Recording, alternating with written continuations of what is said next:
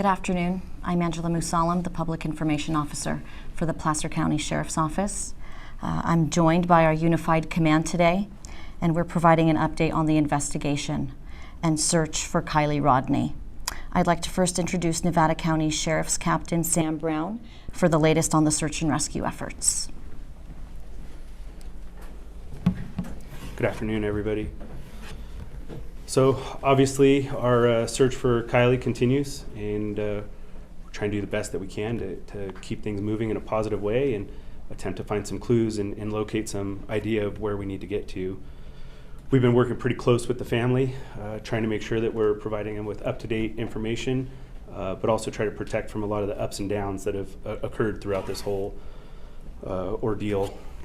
We are still looking for any clues, videos, tips, any information to help us to put pieces together and help us to direct where we're going and how we're going to continue to do a search. We are moving into a more limited but continuous search and rescue effort. We've pulled in a ton of resources towards that goal, and I think to date we've had over like 9,000 man hours into searching, which is pretty astronomical. Our biggest problem is where do we go and how do we keep sustaining this? And so we do have some plans that were continued. Our team, our overhead team, worked extremely hard into long hours and continues to work to this day on creating plans that we can continue to follow up on. But we are going to have to switch modes and kind of focus on the investigative end and try to figure out where do we go from there. We still want all eyes and ears out there. We're coming into hunting season. We're hoping for people to have eyes out all over the place, and we're going to continue to put all of our efforts in as a unified command and continue to try to do our best as we move forward. So in the last 10 days that we've been searching, there's been an incredible effort. There's too many agencies, too many people to thank, but it has been pretty astronomical, the resources from air support to ground support to divers and swimmers and you name it, and we probably called and asked for it. And I would say that the majority of resources came in a relatively quick period of time. As we start to transition into more of the background investigative stuff that's been going on and really putting emphasis on that, we continue to work with the detectives. The Nevada County Sheriff's Office is highly invested in that end, as we have been from the very beginning, and we're going to continue to try to do the best that we can to keep things moving forward. The biggest thing that I'd like to say from our end on the search effort is we really appreciate the outpouring of support that's been from the community, from the family, and everything that's been going on. The community members and even folks from outside the community coming in to help look for Kiely and continue doing that search on their own as well is extremely important and has helped us with a lot of, hey, where should we go and how do we do it? I've never seen such great support, but I want to make sure that everybody stays in a positive mode and continues to move forward, because we still need people to have their eyes and ears out there and keep working towards the goal. And our goal, which has never changed from the beginning, is to find Kiely Rodni. Thanks. I'd like to now introduce Placer County Sheriff's Lieutenant Josh Barnhart for the most recent update on the investigation. Good afternoon. I would like to also thank Kiely's family for their continued support in this effort. It has truly been a feat. I'd like to commend the community for coming together to support us and all of their search and rescue efforts. I'd like to commend our own search and rescue and detectives, and also you, our media partners, for helping us put out the word about Kiely. We are committed to following through on all the tips that we receive.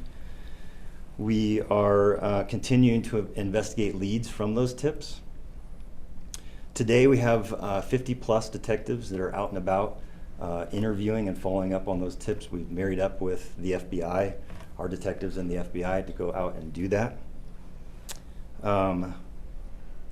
Another request is for more video. If anyone has more video that they have not submitted, please, there's no small amount of information for us. And more witness accounts from the party. If you have not come forward, if you were there and you saw something, please come forward and let us know. In closing, I'd like to say that we're putting the pedal down, that we're continuing to move forward this week, and that after this week we will be modifying things to a task force style. That means our resources we'll continue to move forward, but in somewhat of a different manner. Thank you.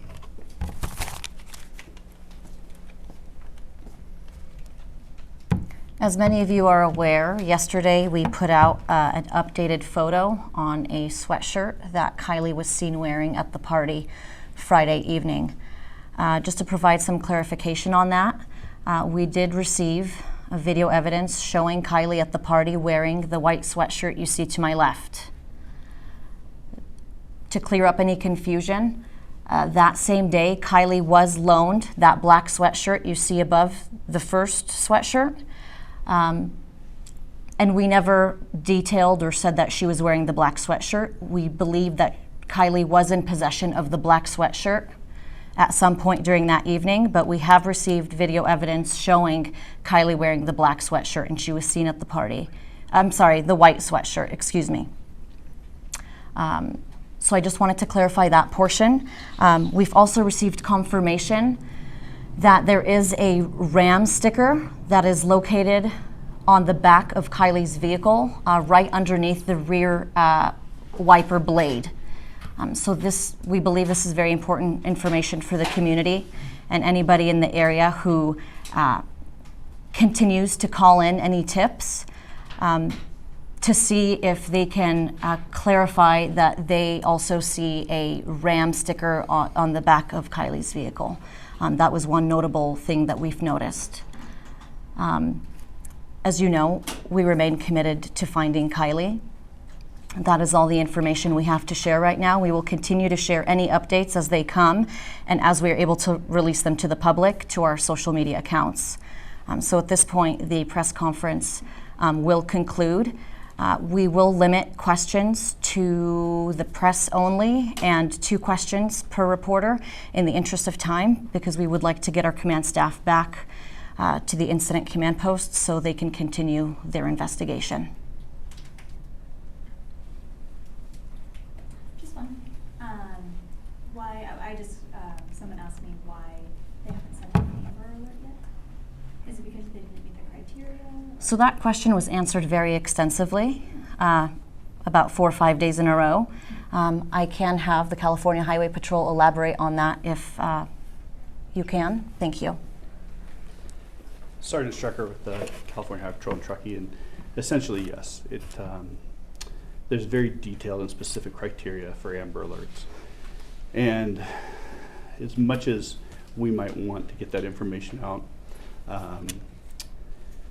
the specifications on what has to be met in order to make that wasn't there.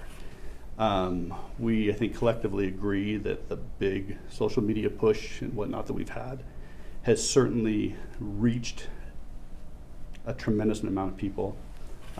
So I personally feel very comfortable that our outreach in that capacity has accomplished what we could have accomplished with the Amber Alert.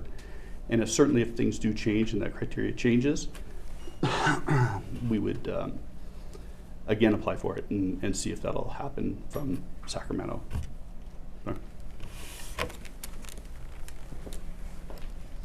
You said possibly moving forward in a little bit of a different way. Can you say what that means in terms of personnel and search groups?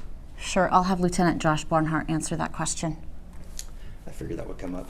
So we've identified lead investigators from each agency, Placer County Sheriff, Nevada County Sheriff, CHP, Truckee PD, the FBI, and we will be moving forward in a task force manner. That means that with these leads, we'll be able to cycle personnel through rather than having a large group of personnel here.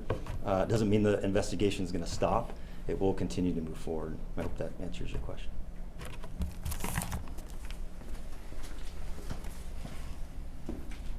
JD, has there been any change of position by the adults that have advised the teens not to speak?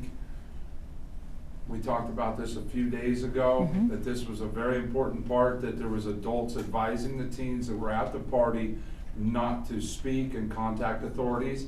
Has there been any change in position with that? I don't know that that's readily apparent. We only received several reports a few days ago, and since then we haven't received additional reports, but that doesn't mean that people are still telling, other teens potentially or young adults to not come forward. Our detectives and the FBI investigators are extremely committed to interviewing as many people as possible who went to that party, and they continue to do so today. Thank you. To follow up on that question, have anyone interviewed by the FBI in the surrounding area been uncooperative with investigators? I'm going to let Lieutenant Barnhart answer that question. I would say for the most part, everyone's been very cooperative, yes. And like I said, thank you to the community. Many people have come forward and given us information, but we haven't run into very large roadblocks with people not wanting to give us information. I think what JD was talking about was probably an isolated incident that we were able to get past. Thank you. You're welcome. Thank you.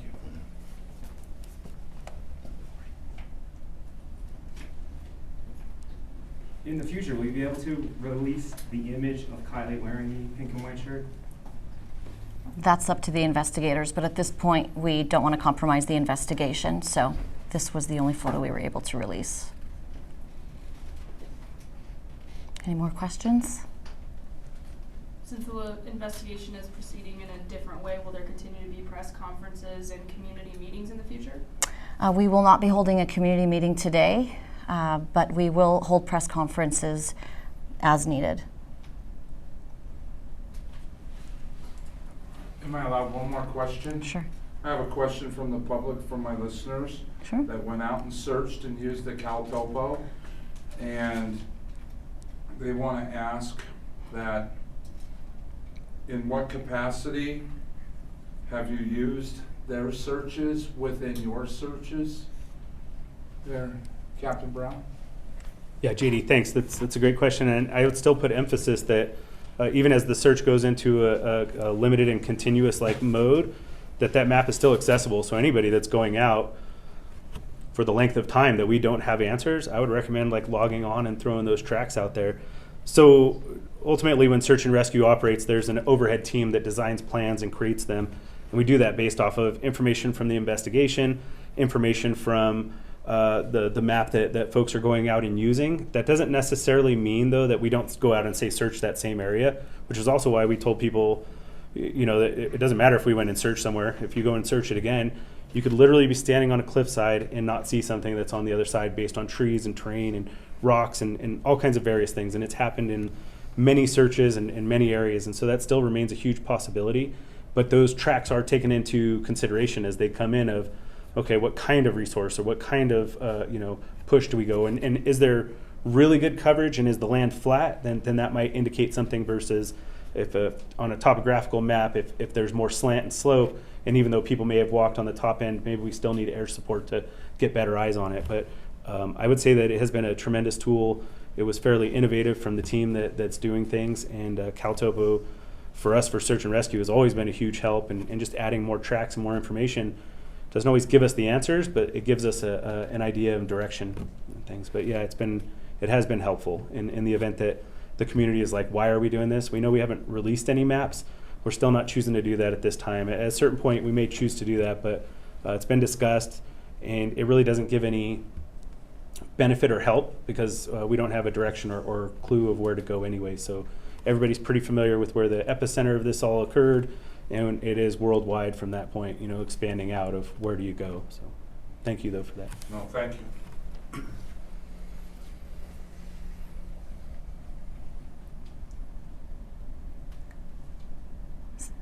Everybody good? All right. Thank you so much for helping us spread the word. We appreciate it, and we hope to have updates for everybody soon. Thank you.